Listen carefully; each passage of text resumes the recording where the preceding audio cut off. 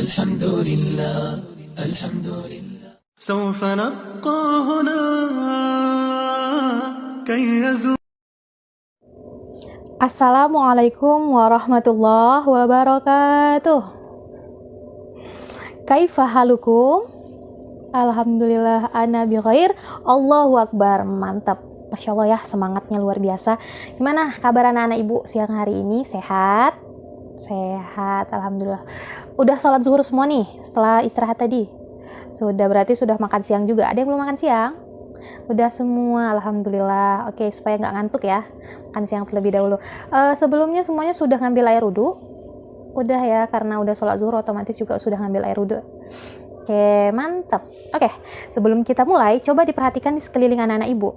Coba singkirkan dulu segala hal yang tidak berhubungan dengan belajar agama Islam pada hari ini. Ya, baik itu kertas sele-sele, kertas ulangan hari ini, atau buku-buku dan kamus-kamusnya disimpan dulu ke laci ya bang ya kak ya. Ya, sampahnya boleh dibuang. Ya, handphonenya bang disimpan dulu ke sakunya ya. Nanti kita akan gunakan handphone kalau kita berdiskusi. Oke, ya headsetnya juga, sama charger ya, simpan dulu ya. Oke kak, ya tempat bontotnya disimpan aja dulu ke laci nggak apa-apa. Ya, telekungnya juga dimasukin ke loker. Oke, mantep semuanya. Oke, sudah ya. Oke, meja-mejanya silakan disamakan sama kotak-kotak keramik nih. Mantep. Oke, udah rapi. Sudah juga. Sudah siap untuk memulai pembelajaran pada hari ini? Sudah siap untuk mengikuti pembelajaran yang bahagia pada hari ini? Sudah juga. Oke, seperti biasa, sebelum kita memulai pembelajaran, mari kita berdoa terlebih dahulu agar pembelajaran kita hari ini diridhoi dan diberkahi oleh Allah Subhanahu wa taala, dan agar pembelajaran hari ini dapat anak-anak ibu fahami, dapat anak-anak ibu terima, dan dapat diamalkan di dalam kehidupan sehari-hari. Doa dimulai. Bismillahirrahmanirrahim. Raditu billahi rabba wa bil islami dina wa bi Muhammadin nabiyya wa rasulah. Rabbana zidna ilma warzuqna fahma. Rabbi israh li sadri wa yassir li amri wa hlul 'uqdatam min lisani yafqahu qawli. Amin. Oke, silakan dibuka Al-Qur'annya. Kita lanjutkan tilawah kita 2 ayat setelah ayat pekan kemarin. Yuk, dimulai sama-sama aja. Shadaqallahul azim. Allahumma arhamna bil Qur'an. Oke, sebelum kita mulai pelajaran, Ibu absen terlebih dahulu ya. Devi Khairun Nisa hadir. Fakhriya Herlina, mantap. Habibur Rahman, Muhammad Haikal, Rika Pratiwi. Oke, hadir semua berarti. Oke, selanjutnya silakan ketua-ketua kelompok, perwakilan ketua-ketua kelompok, kumpulkan catatan yaumiyahnya ke depan. Ya, perwakilannya aja dikumpulkan ke meja ibu ya. Ya, oke, sip. Terima kasih. Baiklah anak-anak ibu semuanya, silakan keluarkan secari kertas dan pena.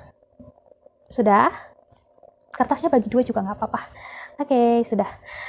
Silakan anak-anak ibu renungkan kira-kira kegiatan apa saja yang sudah kegiatan mulia apa saja atau aktivitas mulia apa saja yang sudah anak-anak ibu lakukan mulai dari pagi hari bangun tidur tadi sampai detik sekarang ini. Direnungkan terlebih dahulu, kira-kira anak-anak ibu sudah melakukan hal-hal mulia apa saja sih mulai dari bangun tidur sampai sekarang ini. Oke, kemudian tuliskan 2 saja yang anak-anak ibu rasa ini perbuatan paling mulia gitu. 2 saja ditulis di kertas yang ibu suruh sediakan tadi. Oke, ibu kasih waktu 3 menit. Oke, sudah ya. Kertasnya disimpan aja dulu, Kak. Ya, disimpan, dimasukkan ke dalam buku juga nggak apa-apa biar teman-temannya nggak tahu. Oke, sudah ya. Nah, anak-anak ibu semua, apa yang anak-anak ibu catat tadi? Perilaku mulia, kegiatan mulia. Nah, ini berhubungan dengan pembelajaran kita pada hari ini. Anak-anak ibu semua, materi kita pada siang hari ini adalah meniti hidup dengan kemuliaan. Boleh dibuka bukunya bab 6. Silakan dibuka. Nah, jadi di Meniti Hidup Kemuliaan ini, pada materi hari ini nih, kita akan disuguhkan tentang beberapa kegiatan mulia yang dapat kita lakukan. Kemudian juga tambahan surah Al-Quran yang membuktikan bahwa sebenarnya ada nih panduan dalam Al-Quran yang mengatakan bahwasanya perilaku mulia itu bagaimana, kemudian apa yang dapat dilakukan. Dan nanti di sini juga anak ibu akan belajar bagaimana untuk mengimplementasikan perilaku mulia itu dalam kehidupan sehari-hari. Nah, untuk ayat Al-Quran yang membahas tentang perilaku mulia ini ada di dalam Al-Quran surah Al-Hujarat ayat 10. Anak-anak ibu boleh baca-baca dulu. Nah, pekan depan kita akan bahas ayat ini beserta kandungannya serta kita akan menghafalkannya. Untuk hari ini kita bahas dulu ya materinya. Ini bisa disiapkan untuk pekan depan, dibaca-baca di rumah, dihafal juga. Itu adalah ayatnya. Nah, untuk bab ini atau untuk pada materi ini tentang perilaku mulia itu kita disuguhkan ada 3 perbuatan anak-anak ibu. Ada 3 perbuatan. Yang pertama adalah pengendalian diri atau mujahadah an-nafs. Kemudian yang kedua ada berhusnuzon atau berprasangka baik. Dan yang terakhir ada ukhuwah. Nah, dari 3 ini nih sebelum ibu jelaskan, ibu beri waktu dulu anak-anak ibu untuk membaca terlebih dahulu selama 5 menit. Ya, dimulai dari sekarang. Oke, semua telah membaca. Nah, jadi untuk materi kali ini kita ditawarkan ada 3 sikap yang dapat kita lakukan agar kita bisa berupaya untuk dapat menerapkan perilaku mulia ini dalam kehidupan kita. Ada 3, sangat sederhana dan sangat ringkas. Yang pertama adalah mengendalikan diri atau mujahadah an-nafs. Nah, jadi anak-anak ibu, untuk pengendalian diri ini artinya kita menahan diri kita dari segala sesuatu yang dapat merugikan diri kita sendiri dan juga orang lain. Seperti sikap serakah atau tamak. Ingat ya, di sini mengendalikan diri yang dapat merugikan diri kita dan juga orang lain. Artinya di sini bukan kita saja yang kita jaga, tetapi juga orang lain. Sederhananya saja nih yang dapat kita amati di dalam kehidupan kita sehari-hari ini adalah tentang bagaimana kita bersabar, tidak egois dan tidak marah-marah. Ini hal-hal sederhana yang sering terjadi di kelas gitu. Bagaimana kita mengendalikan diri kita agar kita tidak mudah marah ketika terjadi hal-hal yang tidak kita inginkan. Kemudian kita tidak mudah egois terhadap hal-hal yang tidak sesuai dengan kita.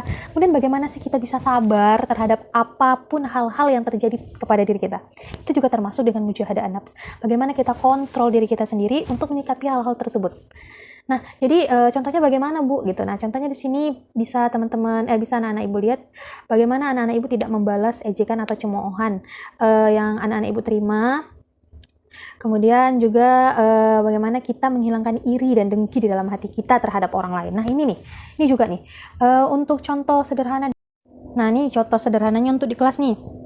Sering misalkan ada yang ejek-ejekan, ejek-ejek ini, ejek-ejek itu. Nah, kita sebagai orang, misalkan kita adalah orang yang diejek, maka di sini berlaku yang namanya mujahadah an-nafs atau ngontrol diri. Sabar ya Allah, sabar. Sebenarnya kita bisa balas. Cuman kalau kita balas ntar kita sama aja kayak dia gitu kan. Jadi sabar ya Allah, sabar. Nah, nih, sabar di sini ini merupakan salah satu sikap mujahadah an-nafs. Apalagi misalkan kalau dijemput oleh orang tuanya, lama banget pulangnya udah dari tadi nih, ayah kok nggak datang-datang gitu kan. Nah, sabarnya gimana ya? Sabar sambil nunggu, sholawatan bisa, istighfar juga bisa. Jangan ayah lama banget sih, nggak jemput-jemput udah dari tadi pulangnya, nanti malah nambah dosa. Di sini juga berlaku yang namanya kontrol diri, sabar ya kan. Tidak egois. Bagaimana tidak egois? Contohnya di dalam rumah atau di dalam sekolah, di dalam kelas gitu ya. Ketika kita diberikan jatah segini, misalnya kita dikasih jatah sekian gitu, jangan kita mau lebih dari apa yang diberi gitu. Karena kalau kita ingin lebih, otomatis kita memakan hanya atau milik orang lain. Tuh salah satu contoh sederhana dari mujahadah an-nafs. Kemudian yang kedua ada apa? Ada prasangka baik atau berhusnuzon. Untuk berhusnuzon atau berprasangka baik ini kata lainnya adalah berpositive thinking. Artinya apa? Di dalam kita melaksanakan apapun itu, kita dianjurkan untuk memiliki pikiran yang positif. Karena segala sesuatu itu diawali dengan niat, otomatis niat yang kita lakukan harus yang baik-baik gitu kan, pasti yang baik-baik dong. Nah, kemudian bagaimana prasangka kita terhadap niat kita itu juga harus baik. Karena di dalam suatu perkataan ada dikatakan, apa aku menurut prasangka hambaku. Sehingga apa yang kita prasangkakan itulah sebenarnya nanti akan terjadi. Artinya di sini kita diajarkan atau dianjurkan untuk mengolah pikir. Agar dari olah pikir nanti kita dapat mengolah rasa. Sehingga apa yang kita lakukan itu nanti menghasilkan sebuah ketenangan, sebuah kenyamanan, apapun yang terjadi. Kita di sini diajarkan untuk mengolah pikir. Bagaimana pikiran kita itu bisa baik atau bisa positif terhadap apa yang kita lakukan ke depannya. Contoh sederhananya saja adalah bagaimana kita bisa menghargai pendapat orang lain meskipun pendapat tersebut berlawanan. Ini berlaku saat kita berdiskusi atau saat kita kerja kelompok. Bagaimana kita sebagai orang yang memiliki pendapat berbeda dengan orang lain, kita dapat menghargai pendapat mereka. Ini adalah contoh sederhana dari husnuzon. Atau misalkan contoh sederhananya lagi adalah ketika kita ulangan nih di kelas. Kemudian ada beragam nilai yang anak-anak ibu dapatkan. Ada yang mendapatkan nilai 10, ada yang mendapatkan nilai 90, 80, atau ada 75 gitu. Nah, di sini juga berfungsi yang namanya berbaik sangka atau berhusnuzon. Ketika nilai kita berada di bawah dari teman kita yang berada di atas gitu kan, berusaha untuk introspeksi diri, olah pikir kita agar rasa kita tidak menodai apa yang kita lakukan gitu. Ketika kita punya nilai 75, teman kita punya nilai 90, langsung introspeksi diri, bukannya malah ngejudge orang kenapa nilai bisa tinggi, kamu nyontek ya? Bukan, tapi introspeksi diri kita. Aku 75, dia 90. Mungkin belajar dia lebih aktif ya untuk materi ini. Mungkin aku lebih banyak main handphone nih untuk materi kali ini gitu. Kayaknya untuk ulangan selanjutnya bisa nih meningkatkan biar bisa 80 gitu. Jangan malah kok dia bisa 90 ya.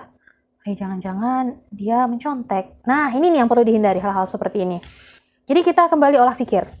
Agar apa yang kita terima, agar apa yang kita apa yang kita perbuat itu memiliki kesan atau rasa tersendiri bagi diri kita. Kita melaksanakan sesuatu dengan senang hati, dengan lapang hati. Ini nih gunanya prasangka baik atau husnuzon tadi. Oke, yang terakhir ada apa, Bu? Ada persaudaraan. Persaudaraan maksudnya di sini bagaimana, Bu? Persaudaraan atau ukhuwah dalam Islam itu dimaksudkan bukan hanya sebatas hubungan kekerabatan saja. Maksud kekerabatan ini bukan hanya karena ada faktor hubungan darah gitu. Bukan hanya karena kita bersaudara, hubungan darah, saudara kandung, sepupu, ponakan, bukan hanya seperti itu. Tetapi sebenarnya lebih luas dari itu yang dimaksud dengan persaudaraan atau ukhuwah dalam Islam. Sehingga diharapkan dalam kehidupan sosial atau persaudaraan, kita dianjurkan untuk saling menghargai satu sama lain, kemudian juga saling menyayangi satu sama lain. Nah, contohnya apa, Bu? Contohnya adalah bagaimana ketika saudara-saudara kita sedang mengalami musibah atau bencana alam, kita bisa membantu atau mendoakan mereka agar musibah atau sakit yang dialaminya cepat pulih gitu. Itu contoh salah satu bentuk contohnya. Kemudian kita menghindari yang namanya permusuhan. Di kelas ini juga seperti itu. Hindari yang namanya bergenggeng atau berkelompok-kelompok. Kita di sini semuanya sama-sama belajar dan juga sama-sama ingin menuntut ilmu dan mendapatkan ilmu. Nah, seperti itu kurang lebihnya untuk persaudaraan. Sehingga tidak ada perbedaan di sini ketika anak-anak ibu ada yang sepupuan atau ada yang memiliki pertalian dan hubungan darah yang lainnya, kemudian tidak peduli dengan orang-orang lain yang tidak memiliki hubungan darah dengan kita. Jangan seperti itu ya, karena di sini kita semua bersaudara. Oke, anak-anak ibu, untuk selanjutnya anak-anak ibu bisa lihat gambar yang telah ibu sediakan di layar. Nah, silakan anak-anak ibu kembali ke kelompoknya seperti semula. Apa ini, Bu, tugas kita hari ini gitu? Ini bukan tugas ya. Ini lebih ke exercise atau latihan kita hari ini per kelompok.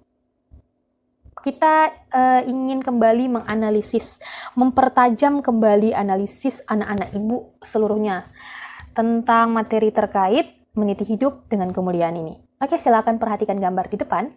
Ada beberapa gambar yang telah ibu tampilkan. Silakan per kelompok pilih satu gambar saja. Pilih satu gambar saja, ambil satu gambar, kemudian analisis.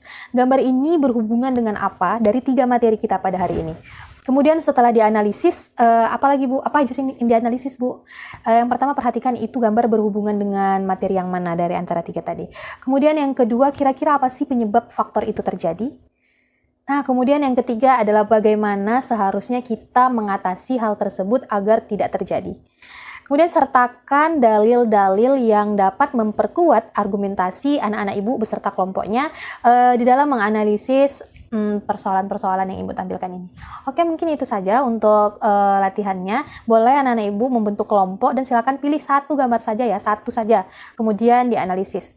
Ibu beri waktu untuk menganalisisnya dimulai dari sekarang. Alhamdulillah, udah selesai anak-anak ibu menyelesaikan tugas yang diberikan tadi. Sudah dianalisis, kemudian juga sudah diargumentasikan dan sudah dipresentasikan juga, sudah disampaikan argumennya. Ibu, Masya Allah, salut sekali dengan anak-anak ibu. Ternyata di luar ekspektasi. apa yang anak-anak ibu ketahui ternyata sudah banyak sekali yang mencakup terhadap materi kita pada siang hari ini. Nah, ibu merasa ini sangat relevan sekali ya untuk kehidupan kita gitu. Ternyata hal-hal yang kita pelajari hari ini adalah hal-hal yang dekat dengan kita sehari-hari gitu. Kemudian argumen-argumen yang diberikan juga Masya Allah sudah sangat-sangat memumpuni.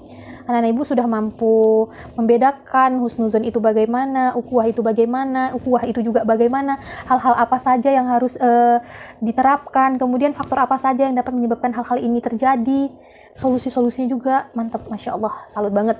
Ibu harapannya ke depannya anak-anak ibu terus mengupgrade lagi pengetahuan-pengetahuannya gitu tentang segala hal, atau di sini kita dipinta untuk peka gitu, peka terhadap hal-hal apa saja sih yang terjadi dalam kehidupan kita. Jangan kita masa bodoh aja gitu, sehingga apa yang kita alami dan kita rasakan dapat kita jadikan sebagai pembelajaran.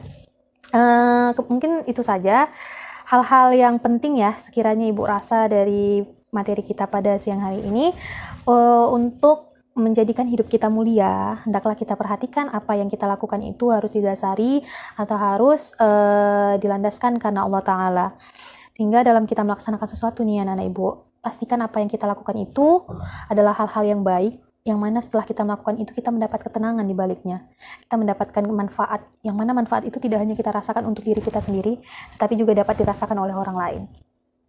Dan ternyata perbuatan mulia itu bukan hanya perbuatan yang berat-berat yang mungkin selama ini kita pikir seperti aku harus naik haji, aku harus membangun pesantren, aku harus ke panti asuhan. Tidak harus seperti itu.